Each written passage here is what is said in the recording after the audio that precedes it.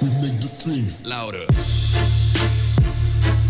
What's up, guys? Welcome back to another episode of the Long Road Podcast. And we have a very special guest today, which is Mad Mike, all the way from New Zealand. It was a long road to get here. It's a very long road. It's a long flight to get here. Then a long road. Yeah. So what do you think of the name of the podcast, The Long Road? Yeah, I think it's good. What does it stand for? And obviously, like, where does long road come from? As I know, there's a lot of long roads. There's a long road to get here. I think just from Colorado Springs. In general, just that's what life is. It's a long road. You know, it's not like a short one. It's not like a racetrack. It's just a long road going places. So with many different just kind of like Pikes Peak, you know, sometimes it's rainy, sometimes it's sunny. It feels very short. I know it's like 150 corners, 14,000 feet in elevation. You drive it normally and it seems like a long road, but in that thing it doesn't feel very long. But then you realize you haven't breathed for, like, we've only broke it down. We've been practicing this week when we're doing qualifying, and they break it into a third. So you do the middle section, then we did the top, and then we did the bottom. And it's like when you cross the checkered flag, then it feels like it's been really short, but you go to grab your breath and there's nothing there because you like haven't breathed the whole lot of the time because it's so full on. Yeah. So if you guys aren't familiar with Mad Mike, he's kind of an extreme sport guy. Did a lot of motocross, freestyle motocross, got into drifting, stadium super trucks. You've done some DT3 racing, but I'd say primarily you're known for, I know you mostly from Formula Drift, driving crazy rotary Mazda RX-7s. Yeah. You competed in Japan. You competed in the United States for, what was it, 2015, 16. Okay. 2010 was our first full season. Yeah. FD.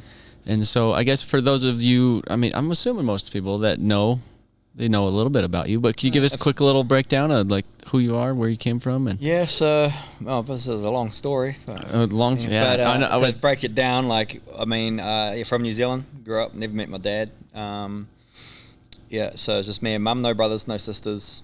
Was a kid with some pretty big dreams. My auntie, she had Sky TV in New Zealand. We have three channels in the 90s when I was young, and she had Sky TV, so you could get a satellite and it'd pick up a couple of the channels from the States. Oh. And one of them had the Supercross, AMA Supercross, and that's where I learned and saw Ricky Johnson and Jeremy McGrath, and they were my heroes. They were my biggest inspiration. So I chased the dream of being Ricky Johnson or Jeremy McGrath, and it was I had this California dream. One day I'm going to be a freaking world motocross champion in California.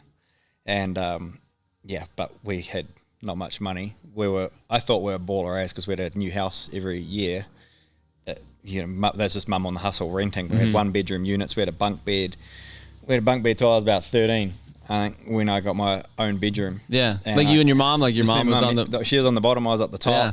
Had all my WWF posters and my rad, BMX posters, and it was a good life, man. I had an awesome childhood. Mum every weekend was out riding horses, and I was just kind of dragged along and had some little radio control cars and BMX bikes, and I was about 7, 8 years old, and she got me a clapped out old motocross. Well, it was a Suzuki DS80. I remember it so well because the thing didn't even work when she gave it to me. Were the DS80s the one that had the headlight on them? Yeah, the headlight with the freaking number plate. And I took that off and put the ice cream container lid on and made my own numbers so it at least looked like a motocross bike. But it was 2-stroke, 5-speed, clutch, quite a lot of bike for someone that's never ridden a motocross bike before. So I had to figure that out, and anyway, so rode dirt bikes around the farm, scaring the horses, and then starting to get told off by mum and stuff. But got into a bit of racing, and then got quite competitive through the 90s. Never had a new bike, but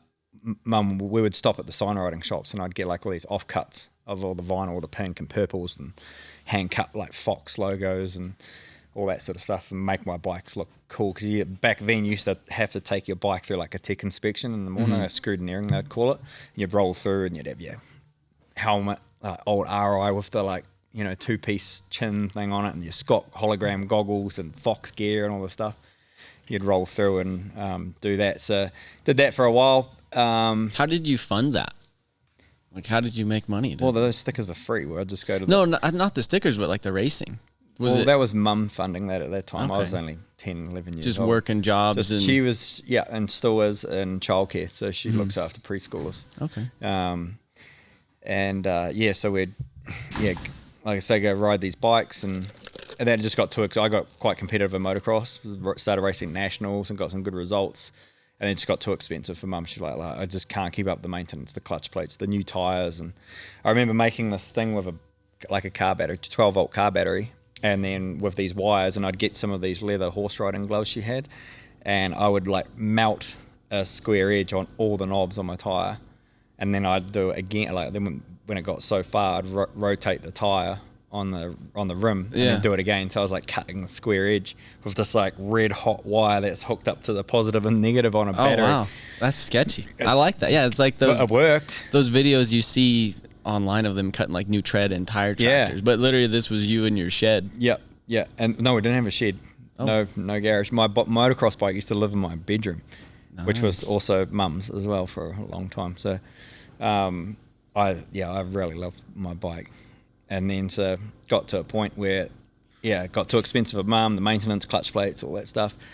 And so I kind of gave up. I got into cars at a very early age because New Zealand legally you can't drive till you're about 15. I think it's 15, 16 to get your road license. I think it was 15 when I was a teenager. I was 13, and it was like this Mazda 323 popped up for sale.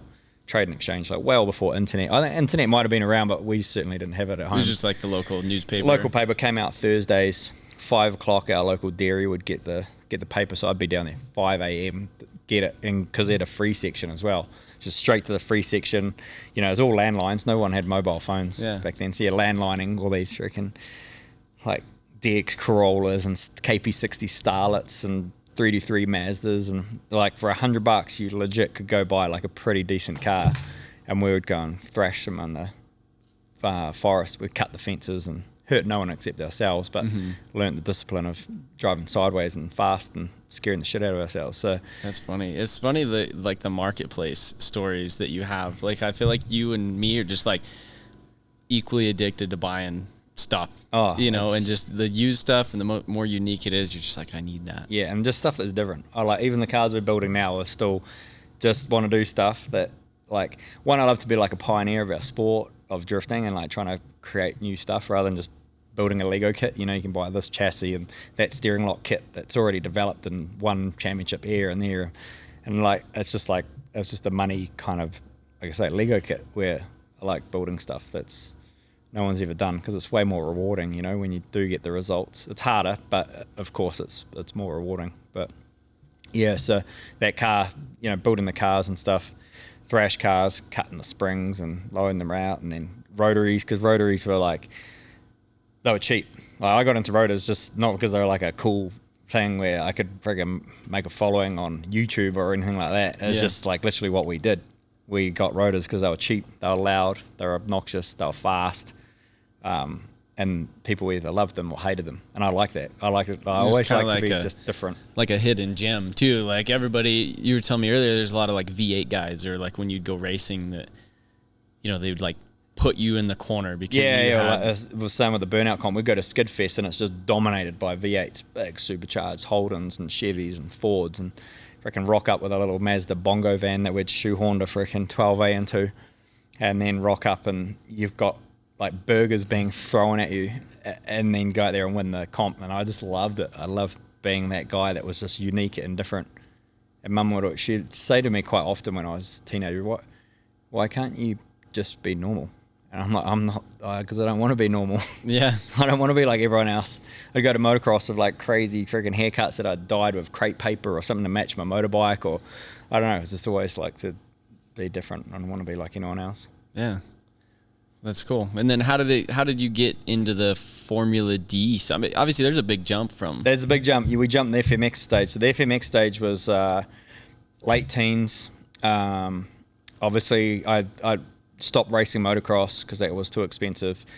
Did the car thing from very early age, 13, 14, 15, 16, 17, all my teens building rotaries. And we would just literally like build these cars up, roll them to town on Friday night, you know, cut springs. You'd have your license plate. Everyone would have like a personalised license plate. It's like a real big thing in New Zealand. And you're just known for your plate. I've still got my original one, which is Firsty. So you can only have 6 characters in the New Zealand license plates. So you've got to be quite creative on how you're going to do it. But mine was thirsty, which was slang for thirsty. Obviously, a rotor drinking a lot of gas, and so it got to a point where everyone would try to get to a point where they got like a good motor and some sick wheels. And like I'm talking sick wheels is like some old school Modgies, Eagers, which are like little 13-inch Steelies with Bridgestone Eagers. This was like just the craze. Like these wheels now are like $6-7 grand if you can find a mix set. They're actually on my RX2, so I've got some on my. I built an RX2 to represent my childhood of ripping around rotors. So we'd do that, and we would literally roll town on a Friday night. Dudes would be like, "Oh man, frick, that's sick," and we're like, "Oh, yep, I'll swap." Bodies. So then on the Sunday, you'd go and we'd like swap motors out. So do a swap. Yeah, I keep my motor, my wheels, and on a Saturday we could do that. We could legit just pull the motor out and swap the wheels, and then we'd roll town on a Saturday with the same plate and everything, but in a different car. You're also here for the hill climb. Yep, that's the main reason you're here. Is obviously the hill climb. You're a rookie. First time on the mountain, and you essentially have this insane car. Yeah, we've been a big dream from, I think, playing. I never thought it would actually come to a point where I was racing pikes. So obviously got into drifting, and drifting was cheap, to get into drifting because I had a lot of injuries through those FMX days doing that transition from racing to FMX. And then 2002 got told I wouldn't walk again. I broke my back, compressed and fractured 4 vertebrae. And that was due to the FMX stuff? FMX 6 weeks before that, I had snapped my femur in half and titanium rods in there, and just like, I got a lot of scars from a lot of injuries. But I was like, man, this is brutal. It's like this California dream of me trying to get to California to be this Ricky Johnson, Jeremy McGrath, or by then in the FMX, I was like, Deegan was a huge inspiration, Ronnie Feist, Twitch. So I'm like, this is how I'm going to get to California. I'm going to be a freaking Krusty Demon. And I got on a couple of Krusty Demon DVDs, back when they came to New Zealand. It was pretty funny. They came to New Zealand. We were so pumped that they were there. Want to go riding with them.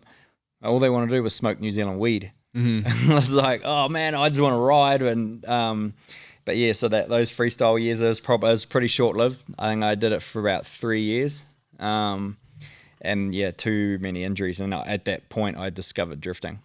And I'm like, wait, they got a freaking sport for this? I've been doing this since I was like 12 years old, and like old paddock hack cars freaking up and down gravel roads and in the paddocks bouncing off fence posts and trying to dodge the cattle out in the paddock. And and because I knew rotaries, we built Mad Bull, which was my first drift car. And then, that was 15 years ago. Wow.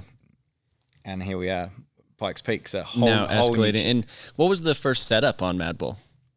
First setup, so that was the one that came to the States, 2007, D1GP World All-Stars. So my third event into drifting. That year, D1GP did a big driver search. So they went to UK, they went to Australia, New Zealand to license a whole bunch of other foreigners to come to Irwindale Speedway for 2007 D1GP World All-Stars. And you just had to finish in the top 4 to get this license. And I finished 4th and then got this little D1GP license to say I could come and compete in California. So I was like, fuck, this is the California dream like now. Yeah.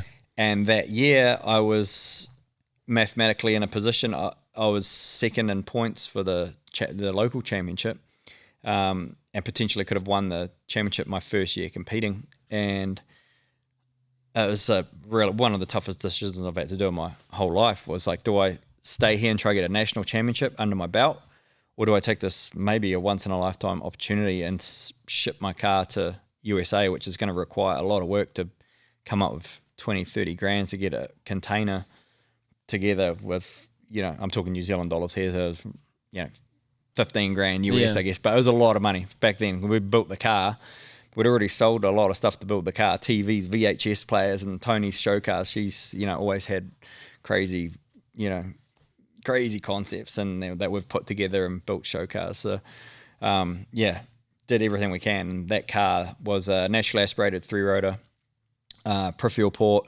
It's about 360 horsepower to the wheel, but really didn't. Drifting back then, well, for me, it was I had the D2 platform suspensions, which was wound to the floor. I'd even taken like the locking nut off because that was like another 10 mil. So it was like just the thing was on the ground. Stretch tires. We were running like work equips that were like 12-inch wide with 225s stretched on them at like 50 psi. And here we are at Irwindale competing against Nomakin, Yoichi Mamura, Vaughan Gittin Jr., Reese Millen, Sammy Schubinett, Tanner Faust, like. Drifting was a lot different back then. Oh yeah, it was way different. And like even with that setup, like we made the top 16. I couldn't believe it. In the top 16, we were the only foreign driver outside of obviously the Japanese that were in there. But yeah, it was crazy times, and that for me really cemented the Mad Mike name. I'd say name because it was just a name then. It wasn't. Now it's kind of turned into a brand, but yeah, it cemented it in the drifting community. And you had the Mad Mike from the FMX, right? FMX, yeah. So. I mean, to be fair, I freaking hate the name. Like at the start, I was like the commentator because he didn't know what the tricks were, and he was a Mike Poru. He's a New Zealand announcer, and he does radio and TV, and he came to be the commentator, and he's calling me Mad Mike. He's like, "Oh, here comes Mad Mike!" Yeah. And I went up to him like, "Bro, can you stop calling me Mad Mike?" And he's like, "It's okay. I gave you the name. You didn't give yourself that name." And then, like, this dude that same day came up and was like, "Man, would you ride at my 30th birthday next weekend in Waimalku," which is like, you know, it's not far from home. It's about an hour's drive. But I was like, "Oh, well, it's not my ramp. You have to go speak to Jason Holyoke, who's a dude that I used to ride with. He was another maniac. But he owned the ramp. So I was like, go speak to Jason." And then anyway, end of the day comes and Jason comes up to me. He's like, "Bro, there's this dude. He wants us to ride at his 30th birthday. You in? It's next weekend, $500. I'm like, "Oh, bro, I'm in. I don't know where I'll find the money, but I'll just count me in." He's like, no, he'll pay us $500. And that was year 2000. That was my first, 99, 2000. It was the January, big day out was the big event. So that was my first like pro gig of actually getting paid to go and ride. And I just couldn't believe someone would pay just for us to go and do this like birthday party. Yeah, and then this everyone at the birthday is like, "Oh yeah, it's Mad Mike from Big Day Out," and then so it just went on, and then yeah, so for me then I kind of flipped it. So I'm like, okay, well now I've got this name, I've got to be this wild style and always bring something a bit more. If someone looks at the program on at an event, they're like, "Oh, why do they call this guy Mad?" So and now I have this. It's kind of followed through for drifting and.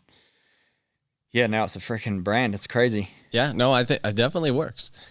Seems like it works really good. I know. I put, like at the point when he was calling me Mad Mike, I can just imagine someone like Dangerous Dave or like like I was just so cheesy. I'm like I don't know, but it is. And he called you mad just because you were just because I was mad and crazy, dog. Because I didn't know the tricks, man. That was the thing. Was we had to bring the event brought 4 guys out from Australia to ride with us because there was only 2 or 3 Kiwis there that would hit the ramps. And so these guys came. They had a bag of tricks, man. That was Superman seat grab and here's Mad Mike. What the hell? Like because I don't have a farm. I don't have a jump ramp to practice on. I'd literally learn my tricks on the day. And that's why I ended up, breaking bones in front of thousands of people. And I remember breaking this arm here, and the bone came freaking right out, and I was up on the fence flicking my fingernail on the bone hanging out, and like just that. But that was what it was. Yeah. And then like it's crazy because back then it wasn't about like social media and filming everything, like all these surgeries and stuff that people do now to try and I don't know, gain followership and have all that stuff. It was just like we would just do it because it was fun and the adrenaline and the fear, and that's exactly what we're getting out of this thing this weekend. I'm going back to those like freestyle motocross days of really, because I'm like in my comfort zone now drifting. I don't care what road it is, how fast. I mean, I'm always driving on that edge of fear, but drifting is my comfort zone. Coming here to Pikes Peak, it's way out of my comfort zone going that fast around those corners. And grip racing, because once it steps out, like it's so different. The tires are so much grip, but once they've broken their traction, it's like ice skating.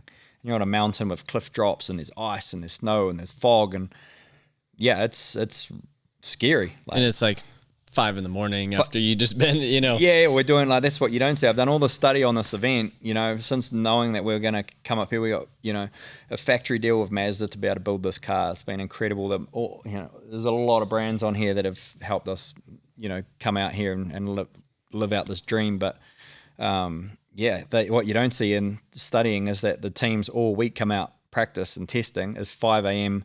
to 8 a.m. on the track. So you're waking up at 2 a.m., 3 a.m. you're on the gate, 5 o'clock you're unloaded, or you're sitting on the start line, and you're doing 140 mile an hour of cliff drops, and like I say, then you have the sun coming up, sunrise. Yeah, oh man, so there's so much to take in.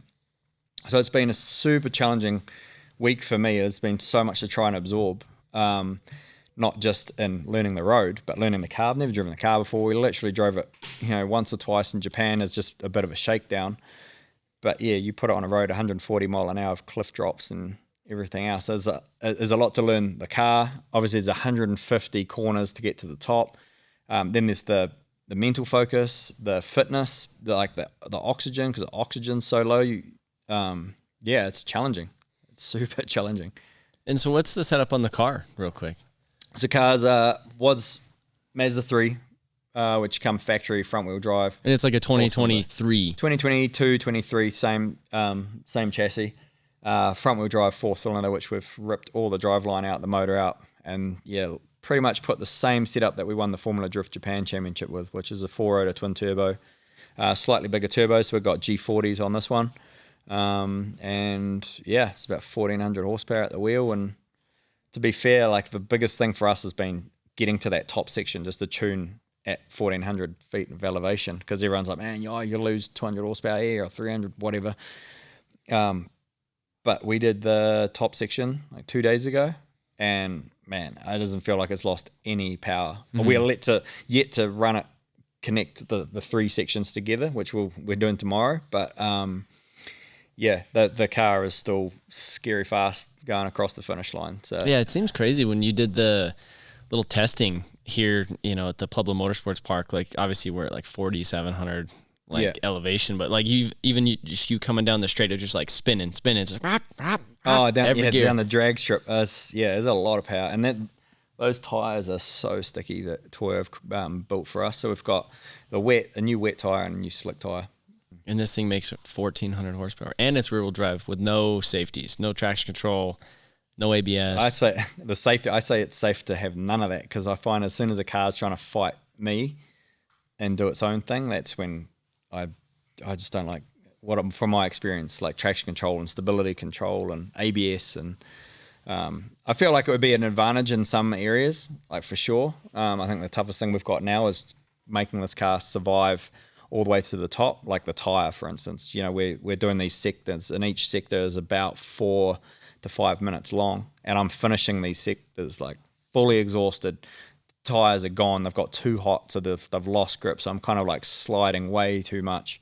My breathing. I'm not breathing through that whole 4 minutes. Well, not as I should be, because I'm like exhausted as soon as you get across the checkered flag. And I've got to, ideally, we run an 11-minute run. That's kind of our target, is to be around that sort of time. So, we'll figure that out tomorrow. So where I actually get up the hill, I'm going to have to conserve a little through the bottom section, and then it's just kind of come naturally, I guess, with feel of where the car's at and how far up the mountain, because the higher you get up the mountain, obviously the cooler the temps get, so the water temp's going to come down, the cooler the track temp gets as well, so the tires. So it's just finding that right spot for, okay, now we're going.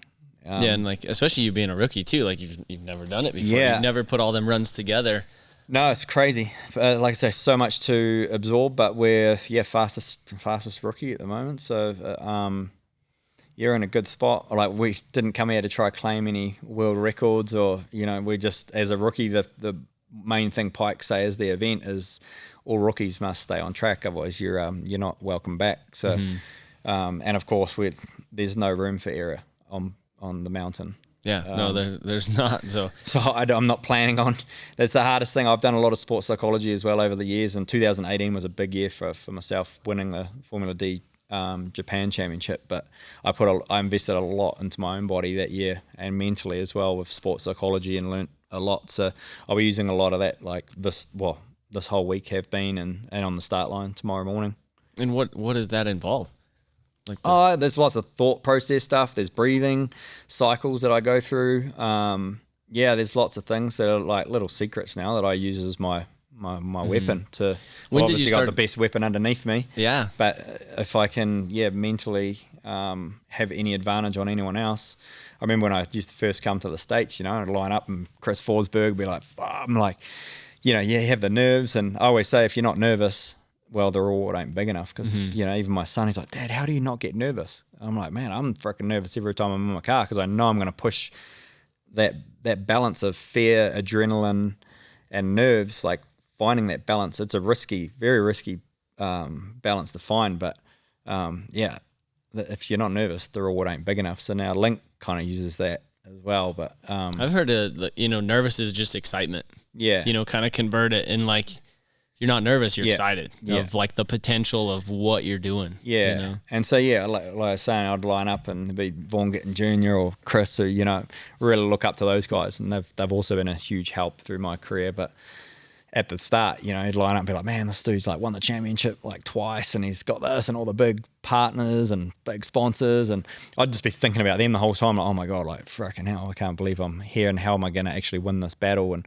then it's like the light's green, and but then it's just go, and you just natural instinct. That's how I feel every time. I'm like, usually the first battle is the worst for me in like a top 16 or top 32. Yeah. And then after that, you're in it. But like if you mess up that first one where you're the most nervous, or you have the most nerves on you, like then you're on the trailer. Then you're on the trailer and you're going home. Flying home. It's usually a long way home for me, depending on where the event is, but it's always a long way back to New Zealand. Well, now you're that guy that people are lining up against, that they got the nerves against you. You're the champion. You've done the things. You're the guy.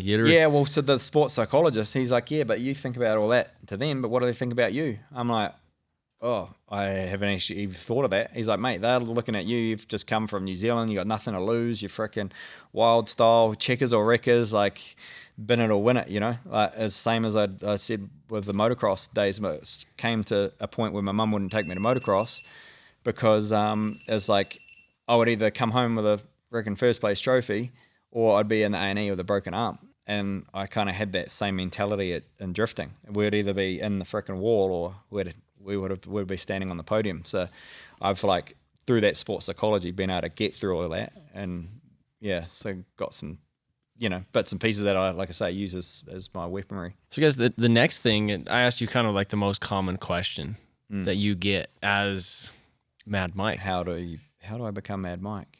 How do you do that? What is that? Like if you had to answer that, I'm sure that I have answered that.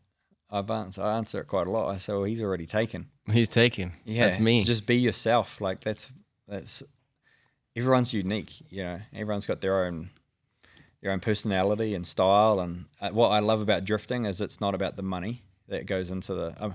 People look at my program like, oh man, there's so many, all the partners and sponsorships and ambassador deals and all this, and used to get all the stuff like Daddy's Boy buys and all the stuff. But it's like I never even met my dad, but it's like I am who I am because of the way I was brought up. So it's like you just want to be your own self. And what I love about drifting is I get to express my style and my personality through even just building the car. A car can just sit there and people could be like, oh, presume that's built by Mike, or the way it's driven or the way, I don't know. It's a tough one to answer, but best recommendation is just be yourself. Mm-hmm. People will follow you for who you are, whether you're a knight. Like I've still got a lot of haters. Like I've got friggin' a lot of supporters, which I'm very thankful for, and I love my fans. That's why drifting is such a hard balance for me, because there's 3 judges that want to see something, and you got 30 USA, man, 30,000 people on the grandstand that are, I don't know how, but I've been every year at Formula Drift at the Awards Banquet, fan favorite. Mm-hmm. And I look at like Vaughn, who's like, there's no one that represents America better than Vaughn Gittin Jr.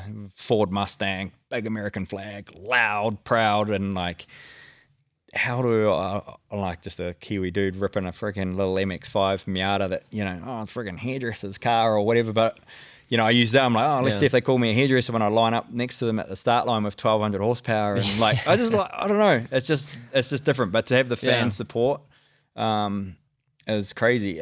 But yeah, where I'm going is saying I still got a lot of freaking haters. So it doesn't matter what your personality. There's people that like the calm guy, the quiet guy, the underdog, freaking dark horse that is just super calculated and can win everything or whatever. So just be who you are. And I think probably when a lot of people ask you that, they're almost coming from the sponsorship side. They're like, how do I get sponsors, you know? And like, even like me and you, we've talked about like partnerships and stuff with companies this last week, and it's interesting to hear kind of your take on it. But what, I guess, like, I'd say like the Red Bull thing, like how did you work with Red Bull? Yeah, well, you know, again, partnership, that's something that for me, like it's me and my wife Tony have done it ourselves our whole time. I've never had an agent, never had a manager like doing our stuff, because I'm like, man, if I want someone to support me, I want to be the one selling myself, because I got the passion to like build the car, the project, or do the world record, or do the film shoot, or do this championship. Like, I want to sell it myself. I don't want someone sitting in an office trying to tell this company like, hey, I've got this guy like Mad Mike, he's got friggin' X amount of followers and blah blah blah. Like, I want to be the one expressing, because I feel like it's going to be way more successful to get the partnership friggin' across the line if I'm selling myself. So it's just self-taught, you know. I'm fortunate enough coming through my years of before starting college, I already knew I want to be a sign writer. So I did a lot of signs and graphics, and so now I use all that to be able to do my own proposals and own concepts and renders and all that. But yeah, I don't know. It's the same. There's so many different techniques of getting partnerships. There's not a set rule. Okay, this is what a proposal. Okay, age, freaking name, born, you know, blah blah blah. Yeah, here's a template. Yeah. Here it is. Here's the Mad Mike template. Like, like here, take this and just fill out the dots, man. Like, yeah, I don't even have one of those. Like, seriously, I don't. I legit just make them up as I go. It's like, and you asked about Red Bull. Red Bull found me. So it's I love the way Red Bull work. I've been with Red Bull now 15 years. That's crazy. You know, a lot of people will get a gold medal and win the X Games or, you know, Olympics, and then it's like, right, now I'm going to send this big proposal with all these, fill in all the dots, and I've sent it off to Red Bull. I'm the gold medalist of freaking whatever. And it's like, well, the story's already told, man. Mm-hmm. Who were you working with? That not just Red Bull, but the partners want stories. Mm-hmm. And if the story's already told, man, like, yeah, it's all the congratulations. Like, being a freaking gold medalist is freaking incredible. But a lot of partners want to know how you got there. And they know that there's so many followers out there all around the world that want to have that inspiration. So they're the ones clicking on YouTube, and they're the ones wanting to watch that. So it's about having those stories. So I guess Red Bull saw me and they seen the potential. Seen the potential. That's right. I mean, yeah, I did get some really good results straight out the bat. But they didn't sponsor me because I was a New Zealand national champion. Or they actually started following me when I was doing freestyle motocross, and then broke my back, got told I wouldn't walk again, and then discovered drifting. And then I was only 2 years into drifting, and yeah, had the email from Red Bull. So what did you guys initially do together? With Red Bull? Yeah. So the first project was Red Bull World Drift Champs, actually. Or we did a big reveal. So we did a huge reveal, blocked off big car park in Auckland City, did a big burnout display down there. I surprised them as well by turning the 3-rotor Mad Bull, and we built a 4-rotor for it. And then, yeah, just hussed a massive burnout in Auckland City. It was freaking sick. Had a massive big party, big Mad Mike Red Bull release. I named the car Mad Bull, so it was the first one. So like going back to the license plates, it was MADBUL. So it was like Mad Mike and Red Bull collab. Mm-hmm. So that was where that name came from. And then that car disappeared overseas, went to the States, Red Bull World Drift Champs down at Long Beach. And then I'm like, man, we need another car. So then Red Bull were like, you need another car. So they built us another car. Well, we built it, but they put up the budget, and we built Bad Bull, which was our second car. So then we could have a car that was traveling, doing international stuff, but I could still compete in the New Zealand series. So we got second 3 years in a row of D1NZ. We won the NZ Drift Nationals 3 years in a row. So yeah, and then doing Singapore, we won the Asia Pacific World Drift Champs, the Formula Drift Championship. So Singapore, Malaysia, Thailand. So yeah, we started getting some really freaking good results. Doing film shoots. I was really able to the whole gives you wings. So Red Bull were really able to give my dreams wings. That's where it all kind of comes back to us. Like, and it seems like you had like the ideas, you had the concepts. That's right. You got to have the vision. You got to have the vision, and if the vision, Red Bull Drift Shifters, man, like that for me is an event designed. Like I'm the brainchild behind it. It's up to us as Red Bull sponsor and partner with these people, these athletes, because like, what's the next craziest thing in your discipline? If it's snowboarding, is it freaking quadruple backflip off some cliff somewhere? Or for me, I'm like drifting, I'm like, man, it's the most subjective, being a judge sport. You know, you look at boxing, gymnastics, freestyle motocross, there's always the subjectivity around the style element of it or how it's judged. So I was like, man, if we could create this like drift event that had no judges, the police, usually it's like police radar guns that get your speed, so they trap your speed. Then there's like a satellite GPS which picks up your angle. Then we have like proximity sensors on all these obstacles, and then as you trigger them, it's got like pinball sound effects, so like grandma and the grandkids can show up. It's on the big screen, the points, the sounds. It's so easy to understand. So one, for the spectator side of it, it's easy, and for the drivers and the teams, it's legitimately scored. So that was where like Red Bull Drift Shifters were born. So yeah, it's entirely up to these athletes. And if you're not thinking of these, what do people want to see? Like, yeah, that's what they want. Yeah, I mean that makes a lot of sense. They can't. And I've got a lot of ideas. I know. I always got a lot of it, and whether it's building a car or we've done some crazy stuff over the years. So it's been some incredible support. 15 years, and still many more to come. Yeah. So I guess the other question I had for you too was your family. You mentioned your wife, Tony. Yep. Your kids. Yep. All of that stuff, and kind of almost even being a, now you're kind of like a ambassador for dads, because you're a dad and you're still doing this stuff. I feel like a lot of people, once they become, like, obviously I have 2 kids at home, and it's tough, dealing with the whole relationship, with your wife, your girlfriend, but then you have your kids that you need to spend time with, but then you have these partnerships and you have this, this image or this, obviously everything that you're doing with your life. How do you manage that? Man, so for me, I just trucked on through, because like in our community of drifting, like we were one of the first to have a Grom. Anyway, I had just got into drifting. This was the first year I'd got into drifting, and then we had Link, and this is when I was just got that license to go to USA and freaking start traveling, and then so instantly the internet and people are saying, oh yeah, that's him screwed. That's a handbrake. He won't be successful. He's got to be a dad now, and blah blah blah. Because that's what kids do. You got to freaking sit at home and do this and change their diapers and make sure and mate, cry. Honestly, I just carried on. For me, because I never met my father, I'm like, now my goal in life, I just want to be the coolest freaking dad. So he would travel. Freaking, he wasn't even a year old, and Link was in the capsule on the plane, and we're off to freaking California, Long Beach, freaking World Drift Champs, and it's raining freaking ash from the California fires up on the hill, and had some amazing support from family to help out when he was young. Like, we're on track. Tony, she was my spotter. She's team manager. She's my spotter.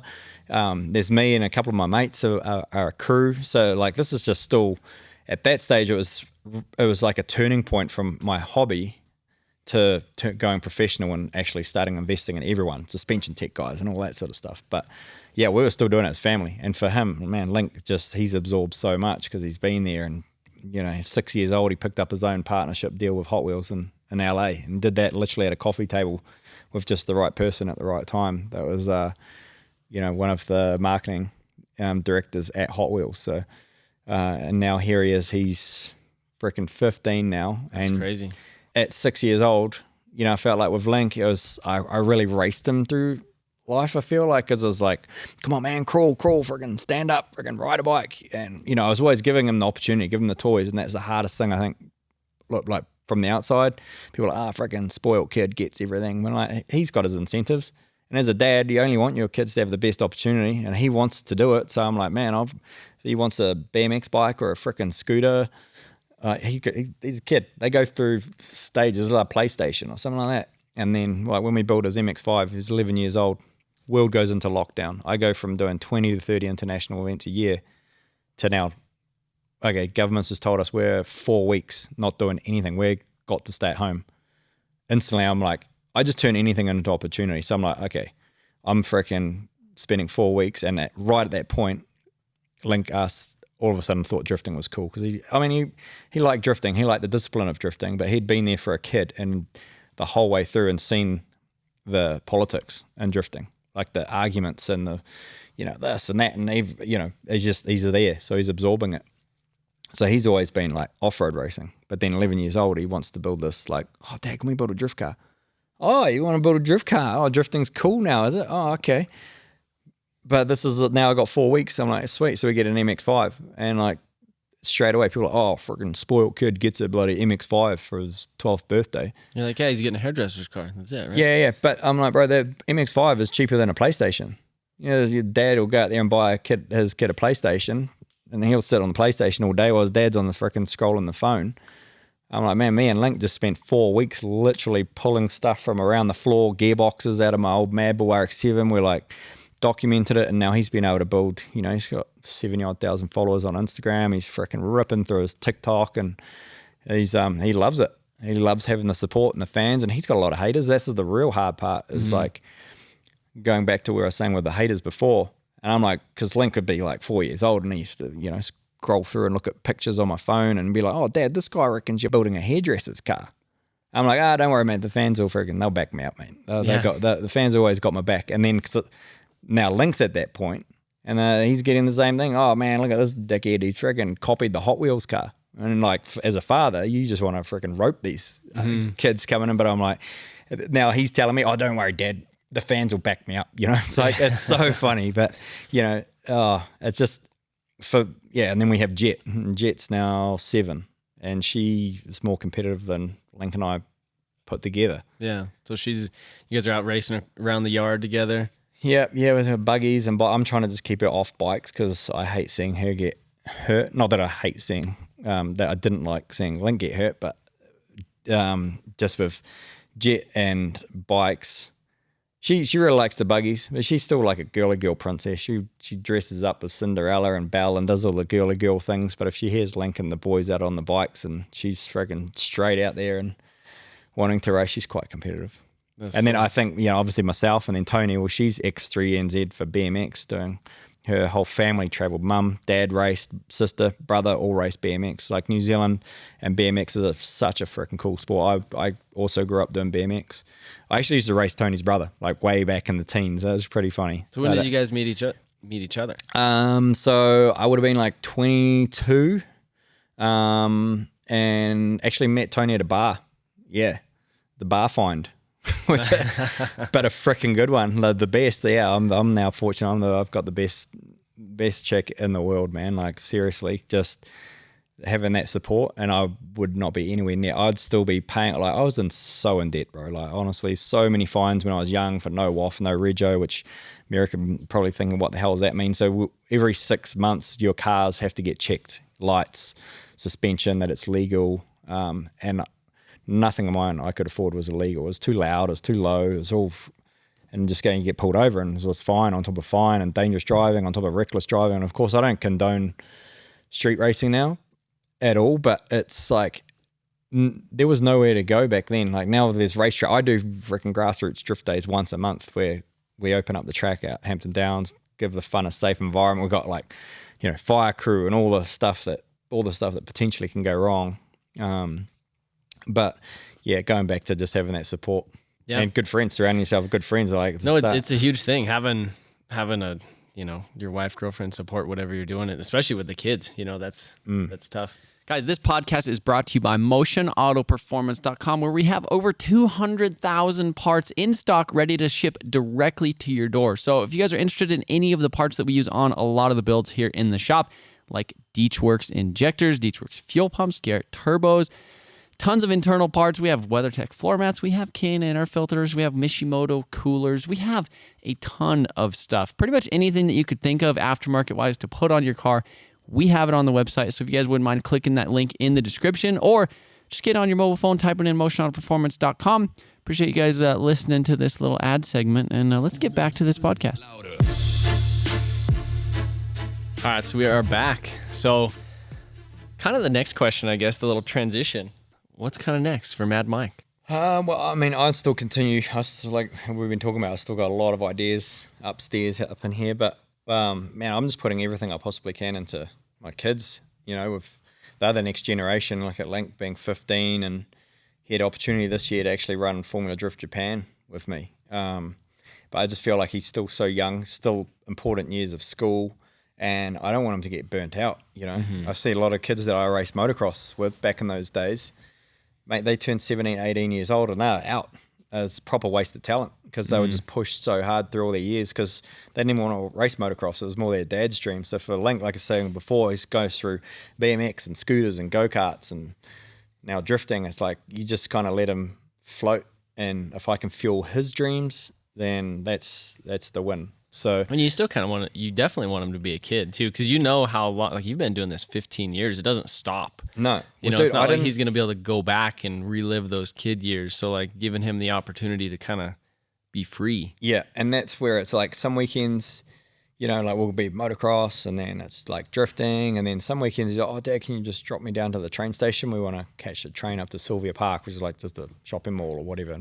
With his boys. So I'm like, oh, of course, man. Like, fuck, it's a good cheap weekend for me. But yeah, you got to let him be young because I had my young years, man. I didn't start getting paid to do this like riding bikes. Well, I was 20 when I did that $500 deal for that 30th birthday. But you know, I was like mid-20s when I got picked up by Red Bull. So yeah, for Link, I just want to let him be a kid.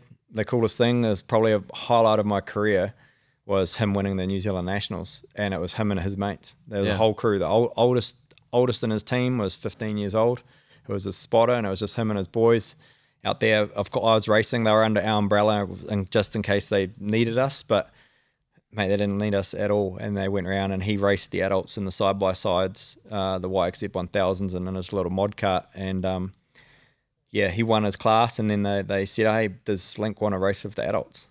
And because what we'll do is we'll just start him off the back of the grid.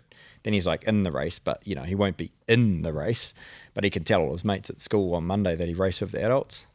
And I looked at all the data, and I'm like, Link, bro, you're faster than these dudes, but you need to be smart because your truck is half the size of these things. They're four-wheel drive, they're bigger wheels, you know, turbo, freaking, you know, Polarises and Can-Ams.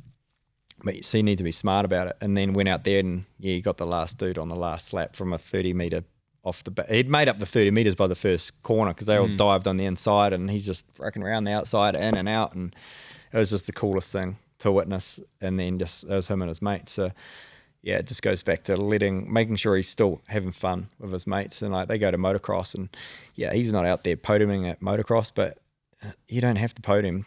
The biggest thing about anything is just going out there and having fun. Even at this level here, we're here at Pikes Peak. Priority to me, to my team, is we all have fun. And if we win, well, that's just a bonus. I think that's probably about all the time we got. You have a lot of... Yeah, well, we need to get... we could do this pod. We could go all afternoon. I feel like we could go for a long time. Yeah, so I got a long life story. Maybe in the future we'll do a part 2. Or maybe we'll come to New Zealand. Yeah, come to New Zealand. Come hit a summer bash or something like that. Something cool. No way. I've been wanting to do some traveling, and I think we just need to throw the family with us. We'll just bring them along. Yeah, highly recommend it. If you guys are listening to this, obviously it's after Pikes Peak, but literally tomorrow, Mike is going to be on the mountain. Yep. Ripping 1,400 Yep, horsepower. we've got, we're 3:15. Setup started at 2:00. So we are heading to Pikes Peak right now to go set up. We'll see you on the live stream. Yep. Thank you guys for watching. See you later.